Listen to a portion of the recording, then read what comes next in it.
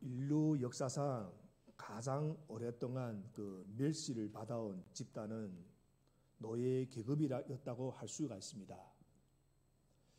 예수님이 사셨던 1세기 당시 로마 제국은 무려 5천만 명이 넘는 노예들을 부렸습니다.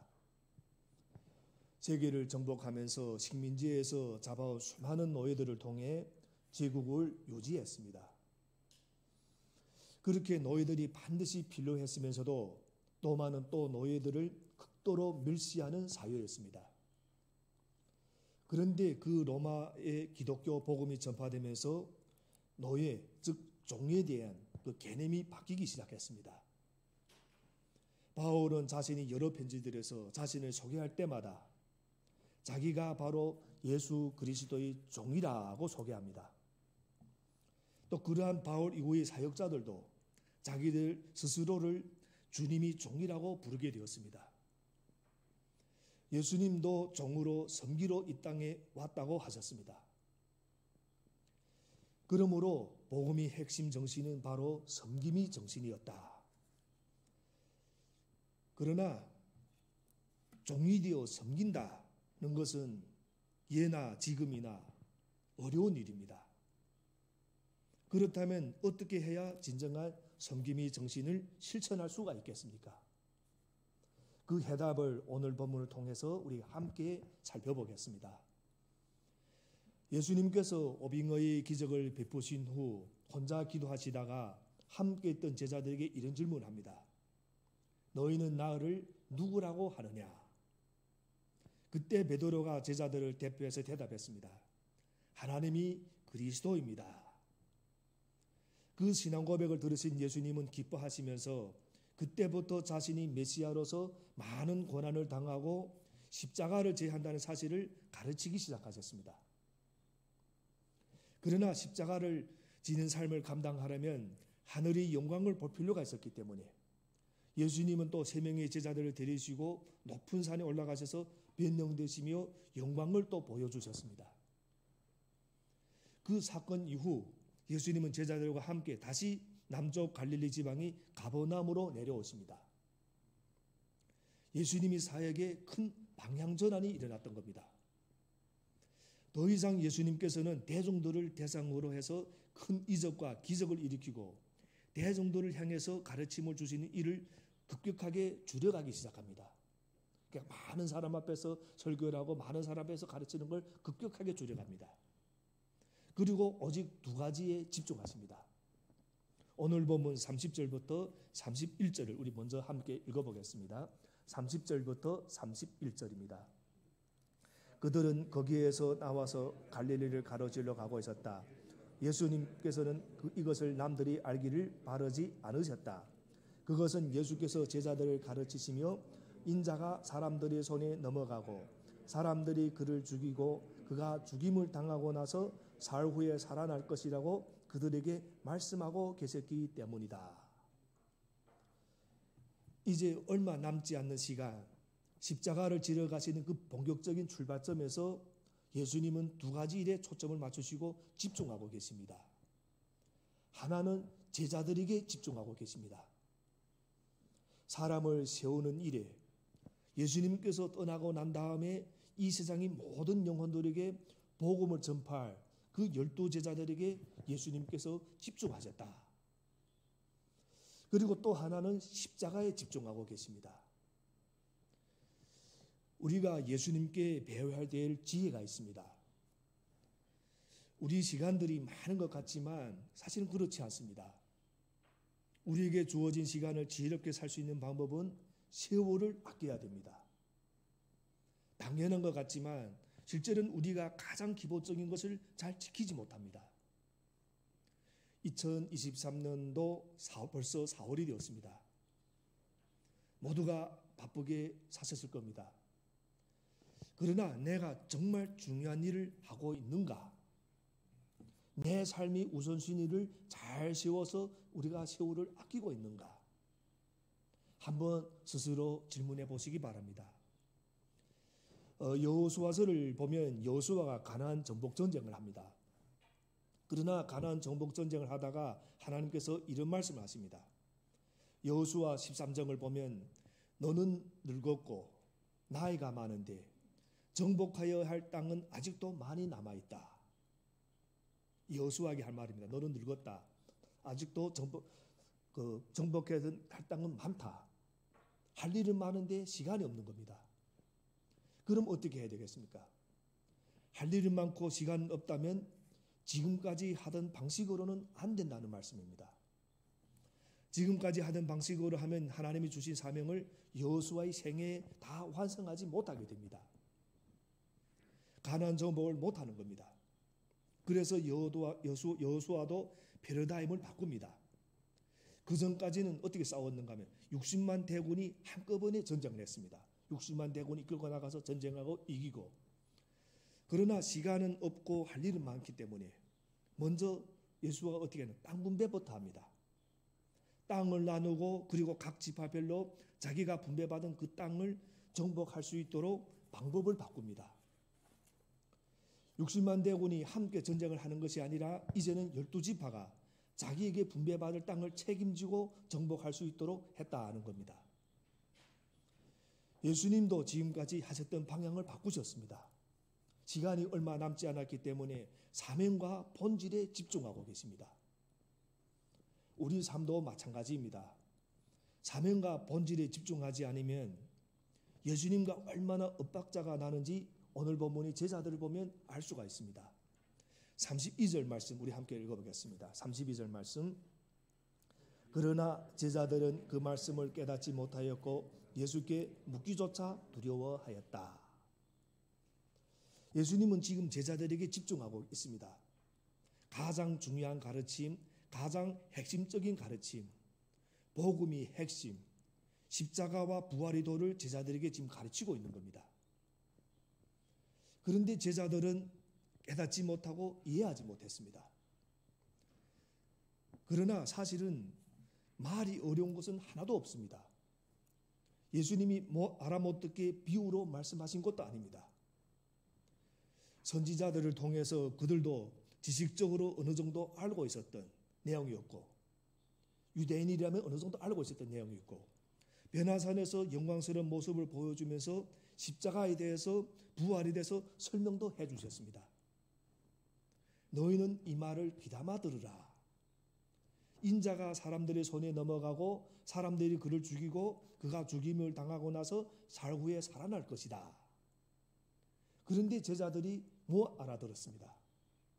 또한 예수께 묻기조차 두려워했다고 합니다. 왜 이런 일이 일어났는가? 말이 어려워서가 아니라 사실 마음이 힘든 겁니다. 마음이 받아들일 준비가 되지 않은 겁니다. 그리고 예수님이 하신 말씀이 마음으로는 어떻게 들었냐면 그런 일은 있을 수도 없고 있어도 안 된다고 생각했습니다. 어떻게 메시아에게 그런 고난과 죽음이 있다는 것은 그들로서는 받아들일 수가 없었습니다. 기존이 그들이 가지고 있던 메시아라면 영광이 메시아입니다. 능력이 메시아였고, 바로 금방 전까지 예수님이 귀신 들린 소년에게서 귀신을 쫓아내는 것을 눈으로 직접 보았습니다. 5,000명을 먹이는 오병의 기적도 체험했습니다. 변화산의 기적도 체험했고, 왕으로 오셔서 온 세상을 통치할 메시아가 이런 고난과 죽음을 당한다, 있을 수 없다고 생각했던 겁니다. 받아들일 수가 없었습니다. 여러분, 우리도 예수님을 믿으면서 성경을 읽으면서도 받아들이지 못하는 것이 많습니다. 우리도 잘 안 듣습니다. 내가 듣고 싶은 말만 듣는 겁니다. 사람들이 다 말을 하면 100% 알아듣는 것 같지만 자기가 보고 싶은 것만 보고 듣고 싶은 것만 봅니다. 사람들이 실컷 얘기하는데 딴소리하는 경우가 얼마나 많습니까? 왜 그러냐 하면 말하는 사람이 이도대로 다 들은 것이 아니라 내가 듣고 싶은 대로 들었기 때문에. 그래서 예수님께서는 귀 있는 자들은 들을지어다 하고 하신 겁니다. 하나님이 우리 각자에게 주신 말씀임에도 불구하고 듣고 싶은 대로 듣는데 말이 어려워서가 아닙니다. 받아들일 준비가 안 되었다 하는 겁니다. 그 말씀이 이루어지면 하나님에게도 우리에게도 해가 된다고 생각하기 때문에 아예 그 말씀을 이해하려고도 하지 않았다는 겁니다. 그러나 여러분, 무엇보다도 중요한 이유가 그들에게 있었습니다. 이 말씀이 어려워서 못 알아듣는 것도 있지만 어려운 것이 아니라 말씀의 뜻을 못 알아듣는 것은 딴 생각을 하고 있어서 그렇다는 겁니다. 딴 생각을 하고 있었다. 무슨 생각을 하고 있었는가? 지금 오는 길에 지금 예수님은 무엇을 생각하고 계십니까? 예수님은 십자가를 생각하고 계십니다. 우리를 살리기 위해서 자신을 주실 생각과 죽음을 생각하고 계십니다. 그런데 제자들은 누가 크냐? 이 생각을 하고 있는 겁니다. 33절부터 34절 우리 함께 읽겠습니다. 33절부터 34절. 그들은 가버나움으로 갔다. 예수께서 집안에 계실 때 제자들에게 물으셨다. 너희가 길에서 무슨 일로 다투었느냐? 제자들은 잠잠하였다. 그들은 길에서 누가 가장 큰 사람이냐 하는 것으로 서로 다투었던 것이다. 여러분, 여기 보면 제자들이 너무 한심합니다. 지금 이쯤 되면 예수님이 제자들을 훈련한 지 약 3년이 되어 가고 있습니다. 처음 예수님께 훈련 받을 때도 아닙니다. 이때는 어떻게 보면 졸업반이라고 말할 수도 있습니다. 그런데도 한심하게 짝이 없는 겁니다. 예수님은 지금 십자가 이야기를 하고 있습니다. 죽음을 이야기하고 있고, 그런데 제자들은 그 말씀을 들으면서 누가 크냐 이 생각만 한 것이 아니라 심지어 다투기까지 합니다. 아마 사실 자기들도 놀랐을 겁니다. 이런 말을 다투면서 누가 크냐? 그냥 우리가 누가 크냐? 인간으로서 한 번쯤은 생각해 볼 수는 있습니다. 그런데 그걸 가지고 다툼까지 일어났다는 겁니다. 그래서 우리는 이런 질문을 할 수 있습니다. 제자들이 어떻게 이런 어이없는 모습을 우리에게 보여줄 수가 있는가? 예수님과 직접 만나서 3년 동안 함께 사역을 하고 함께 예수님을 함께 있었던 사람들이 어떻게 이런 모습을 우리에게 보여줄 수가 있는가? 왜 이런 일이 일어났는가? 왜 이 시점에 이런 것들이 다 드러났는가? 이것은 제자들이 마음의 깊은 곳에 감춰 있었던 것이 드러난 겁니다. 왜냐하면 십자가 때문에. 여러분, 우리 십자가가 불편한 이유가 있습니다. 십자가의 말씀과 십자가의 진리가 우리를 불편하게 하는 것은 우리 연약함을 다 드러내기 때문입니다. 우리 부끄러움, 우리 속에 있는 모든 연약함을, 우리 어두운 부분들을 십자가가 다 드러냅니다. 여러분, 십자가는 단지 예수님이 고통만이 아닙니다. 십자가 앞에 서게 되면 우리 연약함이 다 드러나게 되어 있습니다. 그래서 제자들도 이 십자가 앞에서 자기 가장 부끄러운 부분이 드러난 겁니다. 나중에 예수님, 이 제자들 다 도망을 치고 베드로도 그렇게 큰 소리 치다가 예수님을 씹어 막 부인합니다. 딱 그 십자가 앞에서. 그래서 마가복음 8장, 9장, 10장을 보면 예수님이 십자가를 반복적으로 말씀하십니다. 그런데 반복적으로 말씀할 때마다 놀랍게도 항상 제자들에게 논쟁이 붙습니다. 누가 크냐? 누가 오른편, 왼편에 앉는가? 아마 싸우면서도 자기들도 놀랐을 겁니다. 우리가 이런 모습까지도 보여주지 않으려고 했는데, 그래도 좀 거룩한 모습도 보여주고 예수님 선생 앞에서 좀 거룩한 모습도 보여주고 싶었는데 십자가 말씀할 때마다 논쟁이 붙고 싸우는 겁니다. 왜냐하면 십자가 앞에 가면 다 드러나기 때문에 그렇습니다. 여러분, 왜 우리 신앙생활을 대충 하는가, 적당히 하는가? 다 이유가 있습니다. 적당히 하고 대충 하면 불편하지 않습니다. 천국은 갈 것 같고 불편하진 않고. 그래서 우리가 교회에서 봉사를 하시는 분들 참 힘들게 여깁니다. 우리가 봉사를 하다 보면 항상 이런 모습에 직면하게 됩니다. 헌신하고 자기 시간을 내고 다 내고 봉사를 하다 보면 나중에는 우리가 이 십자가 앞에 서게 됩니다. 그리고 여러 가지 모습들이 드러나게 됩니다. 우리 주일 간단하게 와서 예배만 드리고 가시는 분들, 이런 분들은 그런 모습 드러날 필요가 없습니다. 그러나 봉사를 하게 되면 이런 모습들이 드러나게 되어 있습니다. 그러면 그걸 또 어떻게 십자가 앞에서 우리가 이겨나가고 어떻게 하면 그래서 나가는 것이 이 봉사의 우리에게 축복입니다. 여러분, 신앙생활은 불편함에 직면해야 됩니다. 이거는 불편함에 직면해야 됩니다. 그럼 또 질문할 수 있습니다. 왜 십자가가 우리를 드러내는가? 십자가가 우리 연약함과 부끄러움과 우리 모든 부도덕을 드러내는 이유가 있습니다. 치유하기 위해서, 살리기 위해서.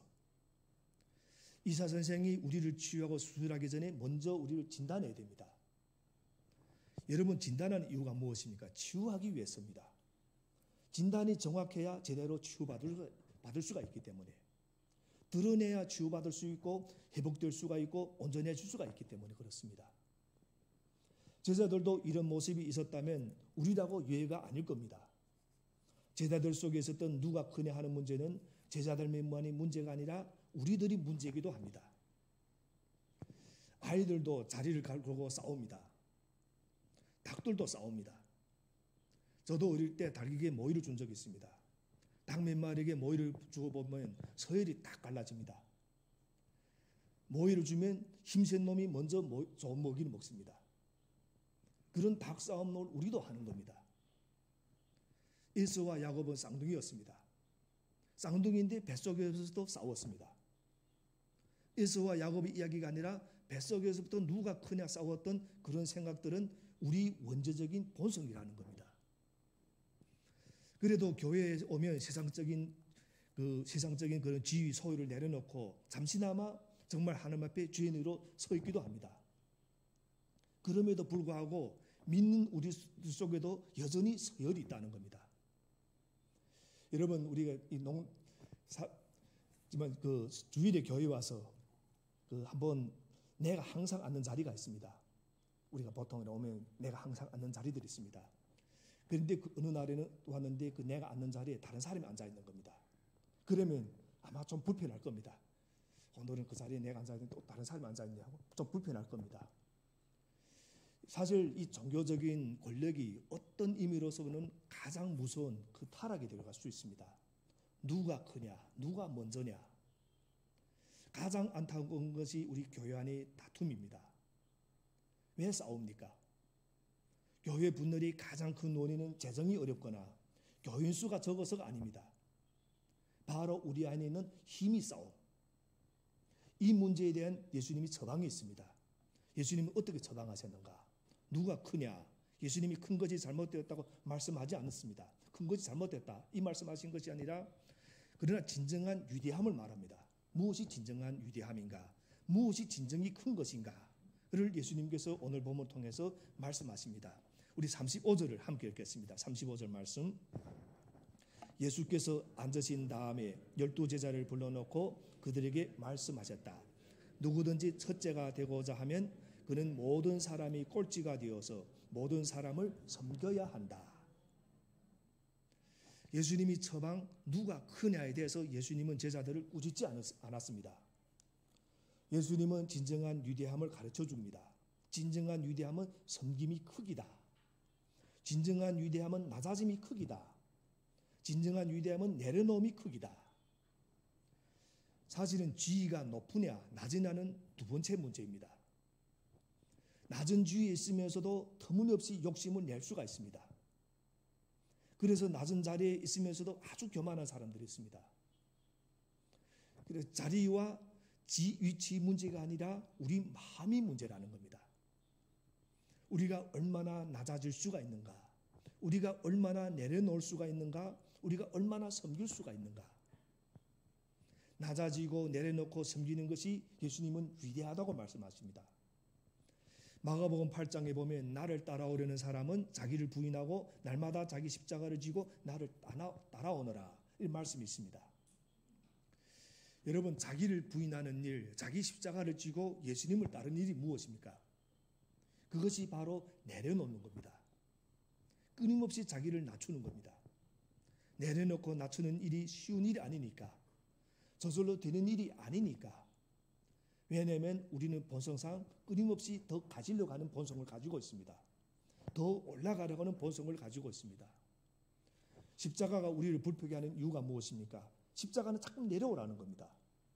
다 내려놓고 우리를 하여금 더 많이 포기하게 하는 것입니다. 다 내려놓고 우리를 하여금 더 많이 용서하라. 그러나 우리 속에 있는 이 본능적인 욕구는, 원죄적인 본능은 끊임없이 높아지기를 원하고, 더 가지기를 원하고, 더 섬김받기를 원하고, 더 대접받기를 원하는 겁니다. 그래서 날마다 자기를 부인해야 되는 겁니다. 이것은 힘 있는 사람이나 힘 없는 사람이나 관계없습니다. 높은 주위에 있는 사람이나 낮은 주위에 있는 사람이나 마찬가지입니다. 끊임없이 자기와의 싸움을 하고 끊임없이 자기를 부인해야 되고, 높아지고 대접받고 인정받고 싶은 그 마음을 끊임없이 부인하지 않으면 어김없이 제자들이 걸린 이 문제에 우리도 걸려듭니다. 왜 제자들이 자기 모든 수치스러운 부분을 기록했겠습니까? 이 부분은 1차적으로 예수님이 제자였던 마가가 기록한 겁니다. 자기들 가운데 있었던 일을 그대로 기록해 놓은 겁니다. 왜 이 일을 우리에게 알려주겠습니까? 성경을 통해서. 어김없이 우리도 이 문제에 부딪히고 초대교회 안에도 이런 문제들이 있었기 때문에 예수님이 곁에 있으면서도 해결하지 못했던 문제다. 예수님으로부터 직접 3년간이나 제자 훈련을 받았던 우리도 넘어졌던 문제다. 이 문제는 누구도 예외가 없다. 그러니 모든 사람이 날마다 자기를 부인하고 자기 십자가를 지지 않으면 넘어질 수밖에 없는 일이다 하고 말씀하고 있는 겁니다. 여러분, 자기를 부인하는 일, 자기 십자가를 지고 주님을 따르는 일은 끊임없이 내려놓는 겁니다. 낮아지는 겁니다. 섬기는 종이 되는 겁니다. 지위가 문제가 아니라 우리 태도의 문제입니다. 내 태도에 끊임없이 내가 낮아지고 있는가? 내가 더 섬기려고 하는가? 내 마음은 점점 낮은 곳에 가 있는가? 사실 여기까지 설교를 하고 나면 목사인 제가 이 설교가 가장 불편합니다. 왜냐하면 이 말씀을 가장 먼저 적용해야 할 대상이 바로 저이기 때문에. 저는 예수님을 믿고 목사가 되면서 많은 것을 내려놓았다고 생각했습니다. 특별히 저 같은 사람은 다른 문제가 있어도 높아지는 이 문제는 별로 문제가 없다고 생각했습니다. 저는 그 문제에서는 자유로울 줄 알았습니다. 왜냐하면 저는 원래부터 부족한 것이 많고 또 흠이 많기 때문에 리더가 될 사람이 아니고 리더가 되는 것이 어떤 면은 콤플렉스를 가지고 있던 사람입니다. 그런데 이 단임 목사 자리가 유혹이 많은 자리인 줄을 생각지도 못했습니다. 내가 원하지 않아도 다른 사람들이 나로 하여금 높아지게 만드는 것을 항상 체험합니다. 나는 원하지 않는데 또 다른 사람들이 나를 높아지게 만듭니다. 그럴 때마다 그 순간순간 나는 단임 목사로서 이 교회의 영적 리더다, 이런 생각이 저를 지배할 때가 참 많습니다. 나는 단임 목사다, 이 교회의 영적 리더다. 제가 단임 목사로 이미 취임한 지 6년이 되었습니다. 그래서 목사는 철저히 자기가 죽어야 주님의 일을 제대로 감당할 수가 있습니다. 물론 기도로서 말씀으로 성령님이 도움으로서 하루하루 넘어가기도 하지만 또 어느 순간 자기 이가 자존심이 다시 살아나는 저희 모습을 보면서 마음의 평화가 깨지는 것을 항상 경험합니다. 그래서 이 설교를 또 준비하면서도 굉장히 힘듭니다. 나는 이 설교를 할 자격이 있는가? 이것을 선포할 자격이 있는가? 그래서 저한테 물어봅니다. 그런데 오늘 예수님이 말씀하시는 겁니다. 낮아지고 포기하고 섬기는 일은 죽는 길 같지만 그것이 사는 길이다. 그것이 정말 사는 길이다. 예수님이 말씀하십니다. 높아지고 더 많이 가지고 더 많이 대접을 받으면 그것이 성공인 것 같고 그것이 사는 길 같지만 그것은 결국은 죽는 길이다. 우선 영혼이 죽습니다. 자꾸 높아지려고 더 많이 인정받고 더 많이 욕심내고 더 많이 대접받으려고 하면 내 영혼이 죽습니다. 영혼만 죽는 것이 아니라 결국 그 길은 죽는 길입니다. 그래서 정말 사는 길, 예수님이 우리를 사랑하셔서 십자가 길을 말씀하신 겁니다. 우리를 살리기 위해서, 예수님은 우리를 살리기 위해서 오신 분이십니다. 자신이 생명을 내놓으면서 살리시기를 원하시는 분이십니다. 살리기 위해서 오신 분이 왜서 우리한테 내려놓으라고 하셨겠습니까? 왜 낮아지라고 하셨겠습니까? 왜 섬기라고 하셨겠습니까? 그것이 사는 길이기 때문에. 율법적인 종교 생활이 아닙니다.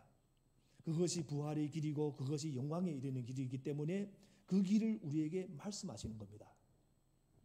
그럼에도 불구하고 이 설교를 듣고 있는 여러분들도 설교를 하는 저 자신 아직까지 우리 마음속에 계속해서 높아지기를 원하고 더 가지기를 원하고 대접하기를 원하는 마음이 있습니다.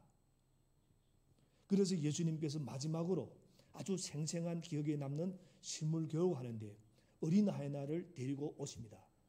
36절부터 37절을 우리 함께 읽겠습니다. 36절부터 37절 말씀 시작. 그리고 어린이 하나를 데려다가 그들 가운데 세우신 다음에 그를 껴안아 주시고 그들에게 말씀하셨다. 누구든지 내 이름으로 이런 어린이들 가운데 하나를 영접하면 그는 나를 영접하는 것이요 누구든지 나를 영접하는 사람은 나를 영접하는 것보다 나를 보내신 분을 영접하는 것이다. 어린이 하나를 데려다 놓고 시청과 교육을 하십니다. 낮아진 마음, 내려놓는 마음, 섬기는 마음이 어떤지를 예수님이 직접 보여주셨습니다. 예수님 당시는 요즘처럼 어린아이들이 우대받고 보호받던 때가 아닙니다. 사회의 가장 낮은 계층입니다. 아무도 돌보지 않고 무시당하는 존재입니다. 그래서 가장 작은 자이고 무시해도 또 괜찮은 그 자입니다. 그래서 전혀 인격적인 존재가 바로 그때 당시 어린 아이였습니다. 그래서 예수님 앞에 어린이들이 오면 제자들이 한사코 화를 내고 막았던 이유가 있었습니다. 그 하찮은 어린아이가 예수님이 휴식을 방해한다. 그 이유였습니다. 그만큼 어린아이는 무시해도 좋은 존재입니다. 어린아이는 오늘 보면 상식적인 그 존재이고 가장 작은 자, 가장 약한 자, 가장 소외되고 자격 없는 자를 예수님 곁에 세우셨습니다. 그러면서 이렇게 말합니다. 누구든지 내 이름으로 이런 어린이들 가운데 하나를 영접하면 그는 나를 영접하는 것이요. 지극히 작은 자를 내가 영접하고 있는가? 그래서 날마다 자기를 부인해야 되는 겁니다.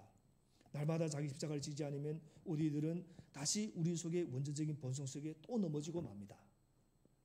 그래서 주님께서도 우리에게 이렇게 말씀합니다. 너희 안에 이 마음을 품으라 곧 그리스도 예수의 마음이니. 본체 하나님이었으나 하나님과 동등함을 취하지 않으시고 자기를 비우고 낮추시기까지 어디까지 낮추셨는가?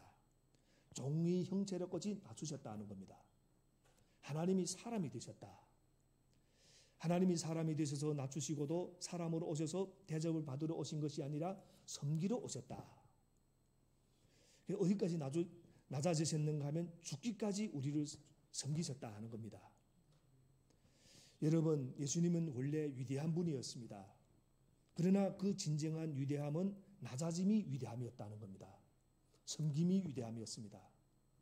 높아지는 것, 더 많이 소유하는 것, 더 많이 대접받는 것, 더 많은 사람들이 떠받드는 것이 성공도 축복도 아니라고 성경은 분명히 말씀합니다.